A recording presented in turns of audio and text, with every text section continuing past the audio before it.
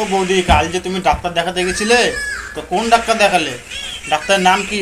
Doctor ঠিকঠাক check up করেছে তো? ডাক্তার হনলুলু, ডাক্তার গাঁড় মারানি, ডাক্তার পুঁত মারানি, ডাক্তার ফাটা বেলুন, ডাক্তার নীরদ ঘোষ লুঙ্কুতে তেল মালিশ করে শুয়ে আছে, সুযোগ পেলে পচাত করে ঢুকিয়ে দেবে। তাই নাকি? তারপর কি হলো তারপর? ডাক্তার নীরদ ঘোষ আমার বুকের বেলুন দুটো টেপাটেপি শুরু করে দিয়েছে। তারপর নীরদ ঘোষ জামা প্যান্ট খুলে ল্যাংটো হয়ে আমার পোদে ফোড়া দেখতে এসছে। আচ্ছা, তাহলে তোমার পিছনে ফোড়া হয়েছে, তাই তো? তারপর বলো কি হলো ব্যাপারটা? আমার সায়ার ভেতরে হাত ঢুকিয়ে দিয়েছে, বলছে ও আইসি। আমি বললাম এই লেওড়া ডাক্তার, নিজের বাপের টাকা খরচা করে ডাক্তার হয়েছিস কি সুন্দরী মেয়েদের লাগানোর জন্য?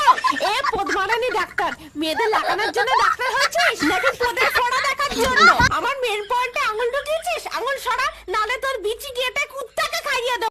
আচ্ছা বৌদি,